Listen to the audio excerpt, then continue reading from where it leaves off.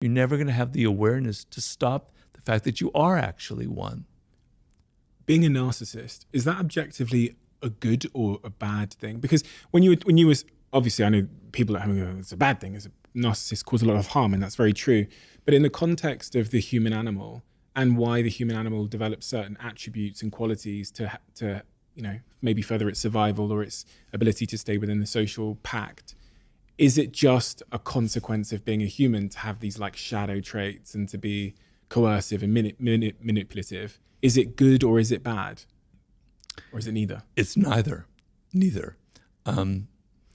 Because it just is, right?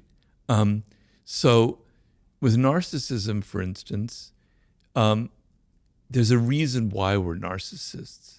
So I explain in the book, it's not my own theory, it comes from some great psychologists like Kohut, the origins of narcissism, right?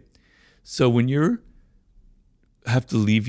parents have to kind of not abandon you, but have to not give you as much attention as you used to have, and you're 3 years old or 4 years old, you don't remember it, but it was very painful.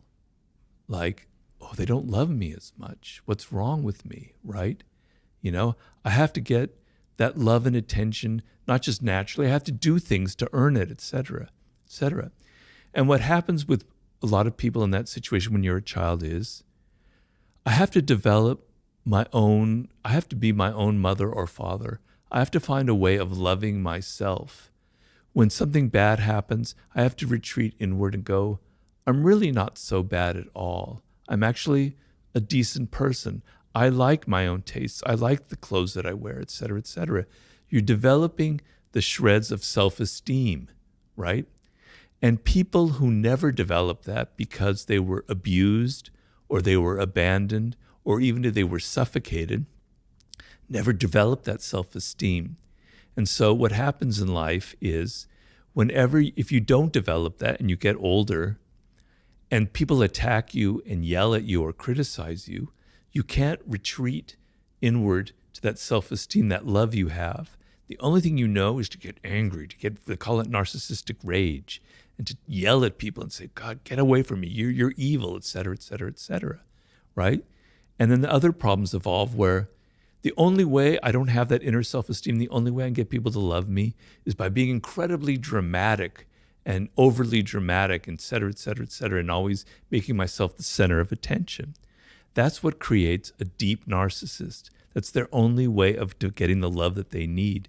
So children, we all need that degree of self-esteem, that anchor in our life. So narcissism, self-love, is not a bad thing. But what happens is as you get older, if you go too deep into it, it becomes a problem.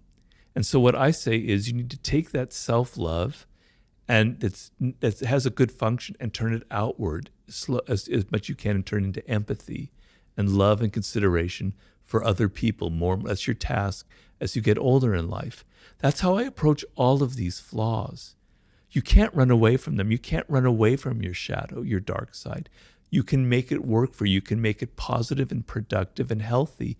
You can become a healthy narcissist, which is a name that I use in the book. You can use your dark side for positive purposes.